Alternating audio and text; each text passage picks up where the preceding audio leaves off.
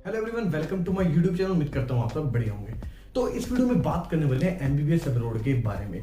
आपको इंडिया में अगर सिलेक्शन नहीं हो रहा है, आपको अगर फीस ज्यादा लग रही है, अगर आपके मार्क्स कम है, प्राइवेट कॉलेज में फीस ज्यादा लग रही है, गवर्नमेंट कॉलेज नहीं मिल पाया, ड्रॉप कर लिया, अब कुछ नहीं हो रहा, तो क्या करना चाहिए। तो देखो, आज मैं बात करने वाला हूँ एमबीबीएस अब्रॉड के बारे में। बहुत सारे आपको ऑप्शंस दूंगा, ठीक है। आपको सिलेक्ट करना है इनमें से आपके लिए कौन सा सुटेबल रहेगा।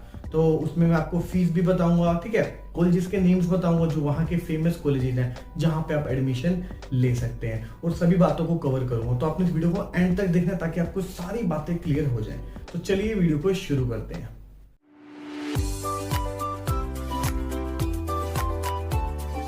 अगर आप चैनल पे नए हो तो चैनल को सब्सक्राइब कर दो, साथ ही साथ नोटिफिकेशन बेल को भी जरूर दबा दो ताकि आपके पास सारे नोटिफिकेशन आते रहें। सबसे पहले बात करेंगे यूक्रेन के बारे में। अगर आप 11th-12th में होंगे, आप बायोलॉजी पढ़ रहे होंगे, तो अगर आपने एमबीबीएस अब्रॉड के बारे में सुना हो तो सबसे पहले कंट्री आपने सुनी होगी यूक्रेन। हाँ, बहुत ही फेमस कंट्री है बच्चों के लिए जो एमबीबीएस करने जाते हैं बाहर, तो उनकी फर्स्ट प्रायोरिटी रहती है, ठीक है। तो इसके बारे में आपको बता देता हूँ। तो देखो, जहाँ पे जो कोर्स होता है एमबीबीएस का वो होता है 6 साल का, ठीक है। कई काउंसलर क्या करते हैं, ये चीज को हाईलाइट नहीं करते हैं, ठीक है। वो सिर्फ बताते हैं हाँ ऐसा ऐसा कोर्स है, आपको आगे फिर यहाँ पे अप्रूव हो जाओगे इंडिया में आके। लेकिन सच्चाई क्या है, ये है कि वहां पे आपको 6 साल की एकेडमिक्स आपको करनी पड़ती है, ठीक है। इंटर्नशिप नहीं है। कुछ लोग बोलते हैं इंटर्नशिप के साथ, लेकिन इंटर्नशिप नहीं है। आपको 6 साल वहां पे एकेडमिक करनी है, फिर आप यहाँ पे आके एफएमजी या नेक्स्ट देंगे, ठीक है। नेक्स्ट जब अप्लाई हो जाएगा तो आप नेक्स्ट देंगे, उसके बाद आपको इंडिया में आके 1 साल की इंटर्नशिप करनी पड़ेगी। तो आपको ये मान के चलो 7 साल की वहां पे यूक्रेन में आपको एमबीबीएस पढ़ने वाली है।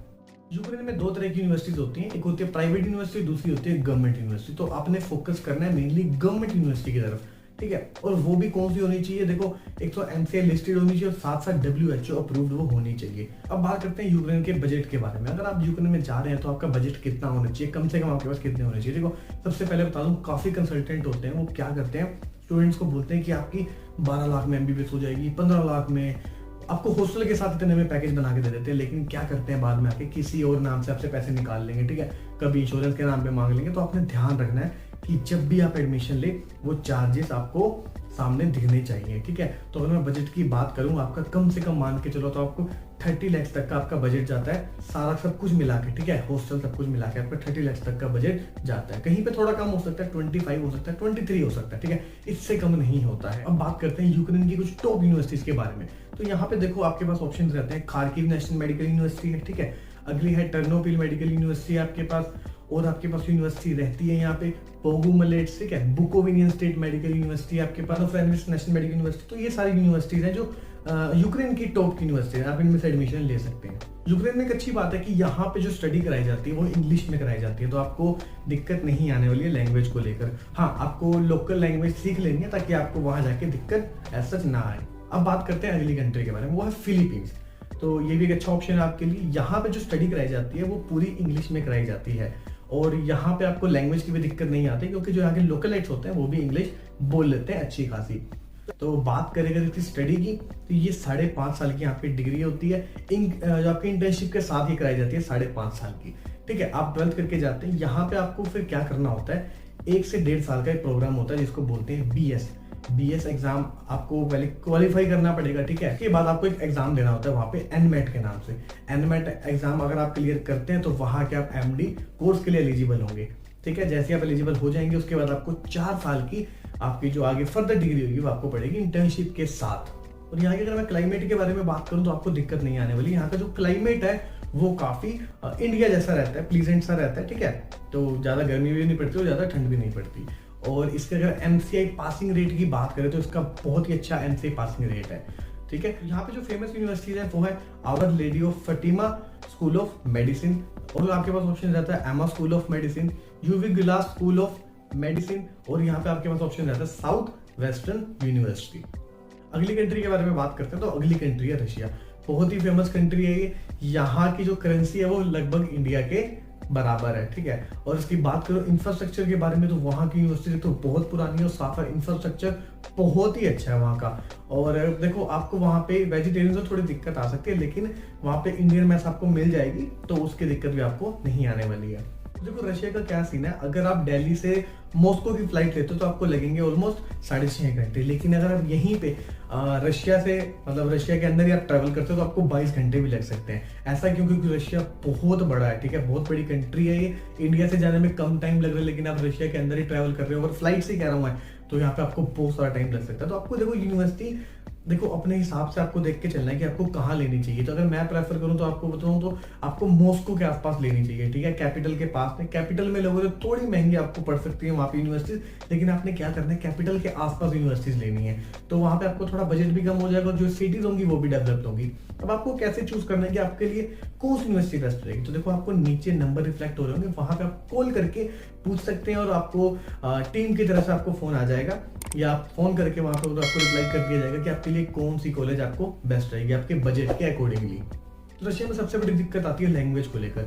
यहाँ पे बहुत सारी बाइलिंगुअल यूनिवर्सिटीज हैं। तो बाइलिंगुअल यूनिवर्सिटीज क्या होती है, जहाँ पे रशिया में जो रशियन लैंग्वेज होती है और साथ साथ इंग्लिश में पढ़ाया जाता है। तो आपको ध्यान रखना है कि आप जो सी भी यूनिवर्सिटी में एडमिशन लें वो आपको इंग्लिश में होनी चाहिए। काफी यूनिवर्सिटी है तो क्या करती हैं, पहले 3 साल तो आपको इंग्लिश में पढ़ाएंगे और जो बाकी के 3 साल होते हैं वो आपको जो रशियन लैंग्वेज होती है उसमें पढ़ाई जाती है। तो आपको वो भी सीखनी पड़ेगी। तो यहाँ का यही थोड़ा ड्रॉबैक है कि आपको जो लैंग्वेज है उसमें दिक्कत आ सकती है। लेकिन अगर आप टीम को कॉल करते हो तो आपको बता दी जाएगी आपको लिए कौन सी यूनिवर्सिटी बेस्ट रहेगी जो इंग्लिश में आपको पढ़ाई करवाए।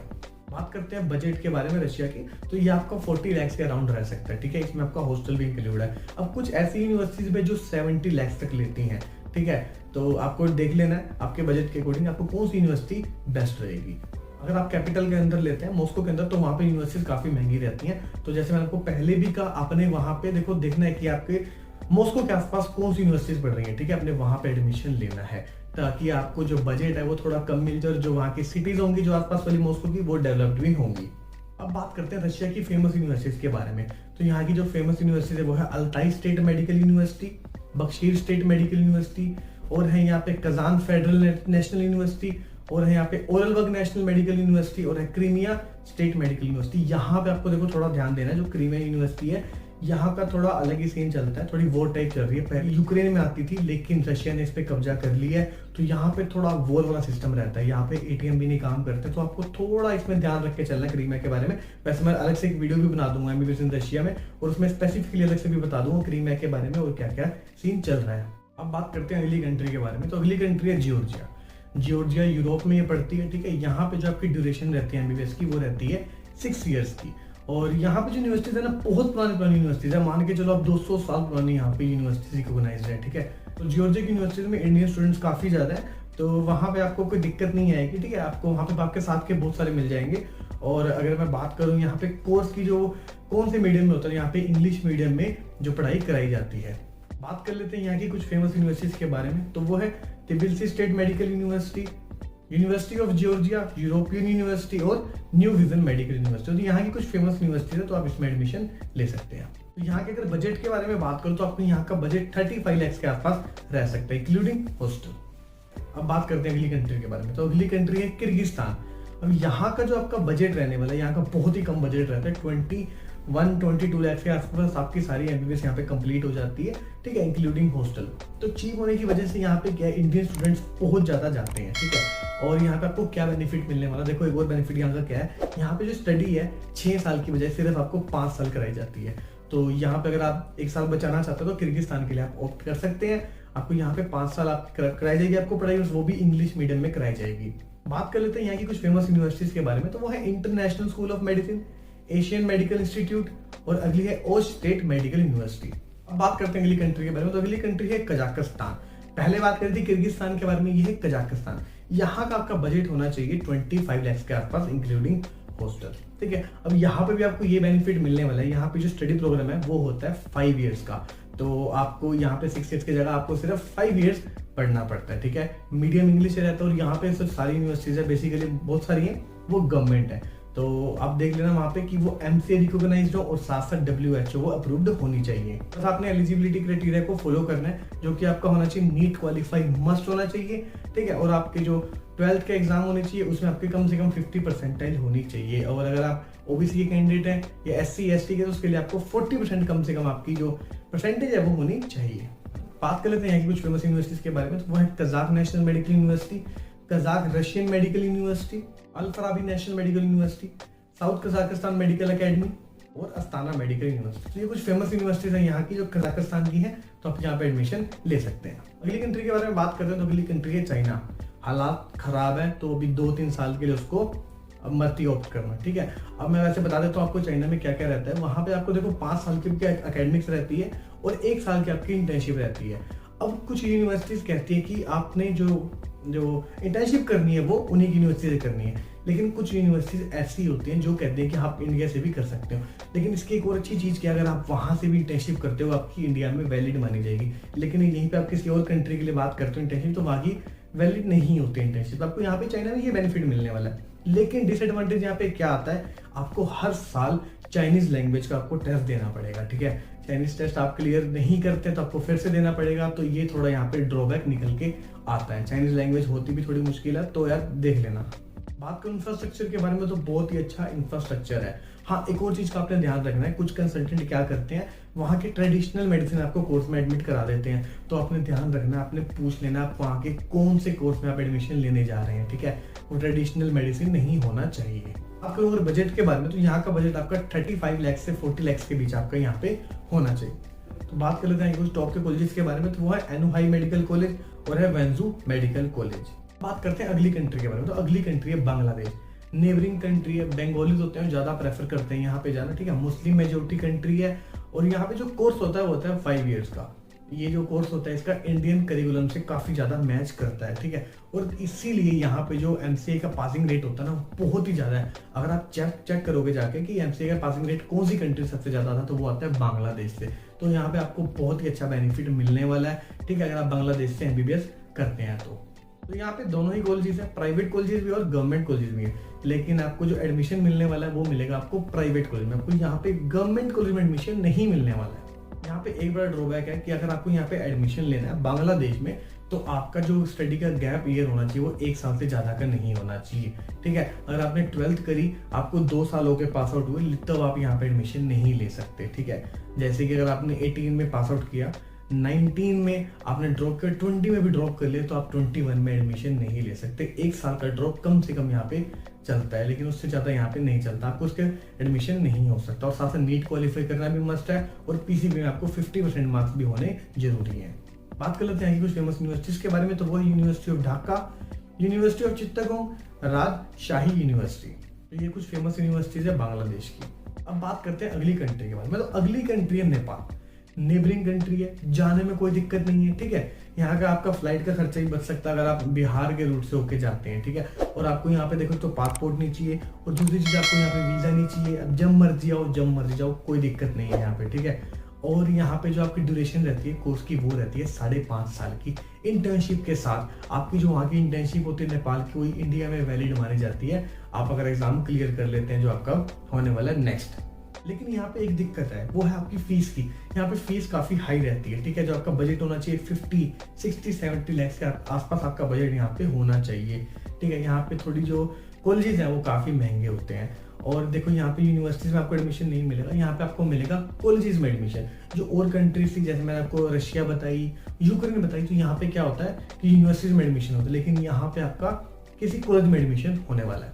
तो नेपाल का जो एमबीबीएस का करिकुलम है वो सिमिलर है इंडिया से, आपको ज्यादा फर्क देखने को नहीं मिलेगा। बुक्स बिल्कुल सेम रहेंगी और इन फ्यूचर आपको कोई दिक्कत भी नहीं होने वाली है। तो देखो यहाँ पे मेनली 2 यूनिवर्सिटीज हैं जो इंस्टीट्यूट्स को रन करती हैं, ठीक है। वो है काठमांडू यूनिवर्सिटी और दूसरी है त्रिभुवन यूनिवर्सिटी। तो आपने प्रेफरेंस देनी है काठमांडू यूनिवर्सिटी के जो कॉलेजेस हैं उसको। तो अब मैं आपको कुछ कॉलेजेस बताता हूँ जो फेमस है नेपाल के। तो वो है देखो बीपी कोरेला इंस्टीट्यूट ऑफ हेल्थ साइंसेज, इनका यहाँ पे अपना एक टेस्ट होता है, एक एंट्रेंस एग्जाम, वो देख के आप एडमिशन यहाँ पे ले सकते हैं। अगला है Janaki medical college, Nepalgunj medical college, Birat medical college, national medical college. अब नेशनल मेडिकल कॉलेज यहाँ पे बहुत सारे केसेस दिखने को मिलते हैं जो बच्चों साथ, एक तो वहाँ पे बैक का सिस्टम थोड़ा ज्यादा रहता है, तो इस चीज का आपने ध्यान रखना है। और यहाँ पे पैसों का भी थोड़ा सीन ज्यादा रहता है, तो इस यूनिवर्सिटी से आपने, इस जो कॉलेज आपने, इससे बच के रहना है थोड़ा, ठीक है। तो यहाँ पे हमने सारी जो मेन जो कंट्रीज है वो कवर कर ली है, ठीक है। अगर आपको लगता है कोई कंट्री मिस होगी तो आप नीचे कमेंट सेक्शन में बता सकते हैं, उसके ऊपर मैं सेपरेट वीडियो बना दूंगा। उम्मीद करता हूँ वीडियो इन्फॉर्मेटिव लगी हो, अगर लगी हो प्लीज चैनल को सब्सक्राइब कर देना, वीडियो को लाइक कर देना, वीडियो को शेयर कर देना। Thank you for watching it.